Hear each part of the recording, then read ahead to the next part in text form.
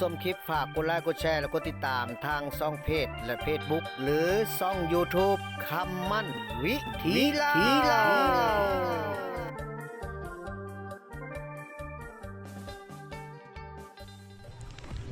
ก็ถือว่ายินดีต้อนรับเข้าสู่ช่องคำมั่นวิธีเล่าเนาะก็ถือว่าขอกะสุขสบายดีพ่อแม่พี่น้องทุกท่านถือว่ามื้อนี้ผู้ข้ามาตามคำขอเนาะ FC บอกให้มาเก็บภาพบรรยากาศหาดบ้านให้เบิ่งแน่ว่าซั่นเด้เนาะผู้ข้าก็จะมาเก็บภาพบรรยากาศให้พี่ให้น้องเบิ่งว่าหาดบ้านให้นี่มันสวยสดงดงามสำใดคือว่าทั้ง FC ของวงดนตรีที่จะมาลงนี่ก็เพิ่นก็อยากฮู้ว่าแล้ววงดนตรีนี่จะมาลงมื้อใดเนาะแต่ว่าตอนนี้ยังบ่ทันได้มีวงดนตรีมาลงเด้อพี่น้องเด้อแต่ว่าได้ยินข่าวว่าคำเจริญสุขเนาะวงดนตรีคำเจริญสุขเพิ่นจะมาสร้างบรรยากาศในหาดบ้านให้เนาะวงดนตรีคำเจริญสุขเพิ่นจะมาคำควรให้พี่ให้น้องหรือว่าให้ท่านผู้ชมหรือว่าให้ FC ของเพิ่นได้มาม่วนมาซื่นนำกันอยู่ที่หาดบ้านให้เด้อพี่น้องเด้อตัวตอนนี้ก็แม่นยามแรงๆสาบานเพื่อก็ได้มาลินมาเที่ยวมาอาบน้ำเนาะว่าเต็มอยู่แคบน้ำพี่น้องเลยน้ำใสไหลเย็นบริเวณหาดนี่ก็แม่นทางเหนือนี่แม่น้ำเลิกพี่น้องแต่ว่ามันเป็นสองคอนเนาะหาดเป็นคอนทางนอกเนี่ยก็บางปีนี่เพิ่นจะมีวงดนตรีไปตั้งอยู่คอนตัวนี้แหละพี่น้องเลยนี่ดอนตัวนี้เนาะนี่คือว่าบางปีนี่เพิ่นจะมี3 วงเนาะวงดนตรีเพิ่นจะมาตั้งอยู่บริเวณท้ายหาดนี้1 วงนี่แล้วก็บอนนั้นอีก1 วงแต่ว่าปีนี้นี่เพิ่นจะมาจากวงผู้ข้าก็ยังโมโหว่าเพิ่นจะมาจากวงเนาะ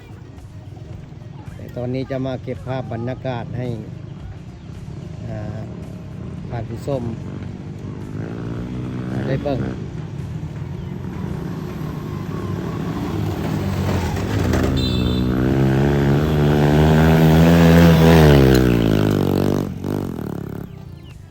ถือว่าขนาดเลยวัยรุ่นคุณปู้ควันกุ๊บเลยเนาะ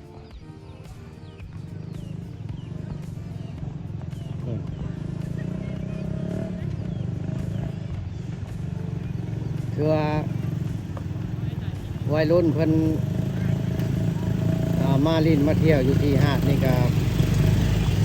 ยามแรงๆก็ถือว่าหลายพี่น้องเลย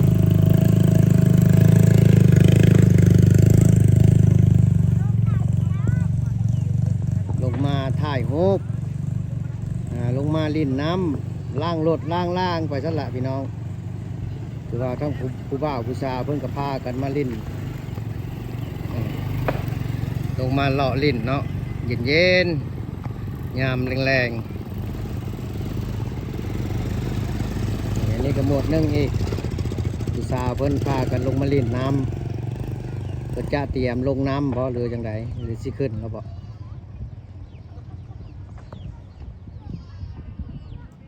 ถือว่ามื้อนี้ก็เห็นห้านหนึ่งเนาะที่ว่ามาตั้งท่าแต่ว่าบ่ฮู้เพิ่นขายหยังสงสัยจะเป็นขายของอยู่ของกินบ่จังใดเนาะอันนี้ก็เป็นบรรยากาศยามแรงพี่น้อง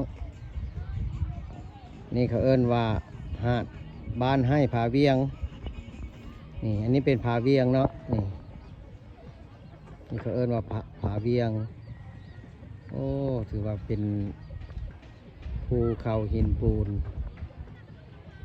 ถือว่างามลายอยู่แคมแม่น้ำเลย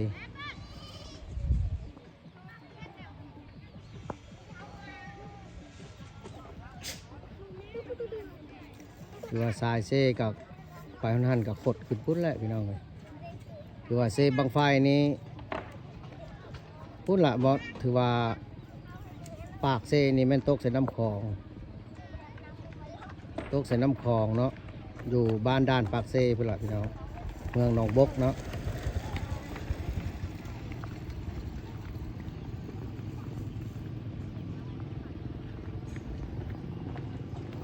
หรือว่าตอนนี้ยังบ่ทันได้เห็นวงดนตรีมาลงยังบ่ทันได้เห็นเพิ่นมาติดตั้งอันน่ะห้างคือว่าติดตั้งวงเนาะยังบ่ทันได้มี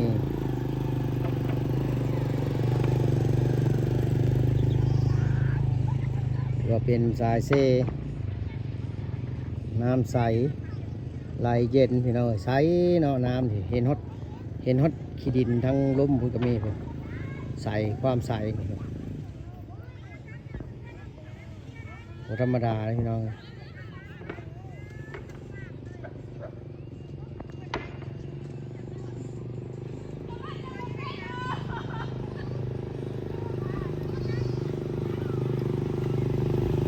อันนี้ก็เป็น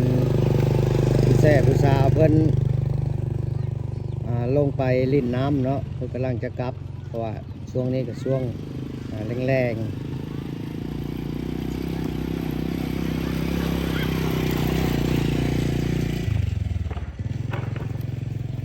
เอาเป็นอะไรคือว่าได้ย่างเอา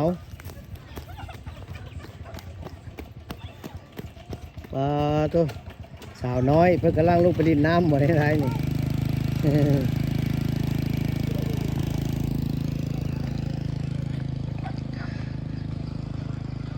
ถือว่าบรรยากาศยามแรงนี่ก็โอ้ถือว่าผู้บ่าวผู้สาวเพิ่น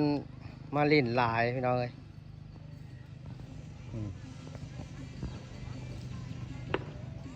เป็นจุ้มอยู่เนาะถือว่าหาดบ้านให้พระเวียงนี่เป็นหาดที่ว่าโด่งดังมาได้หลายปีแล้วถือว่าเพิ่นมีวงดนตรีมาเสพแต่ละปีนี่โอ้บางปีก็3 วงบางปีก็2 วงเท่าปีกาย2024เนาะเพิ่นลงวงเดียวแต่ว่าปีนี้เพิ่นก็อาจจะลงวงเดียวอีกพี่น้องเลยเพราะว่าหาดก็ค่อนข้างเบิ่งนี่ประมาณได้2 วงพี่น้องได้อยู่ประมาณ2 วงเนาะแต่ว่าฟ้าทั้งดอนทั้งพุ่นกับเพิ่นเป็นบอลลิ่น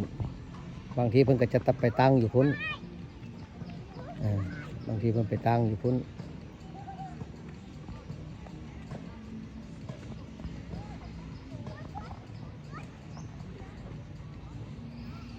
ถือว่าบรรยากาศหอมๆมันก็งามหลายนี่ทางลงก็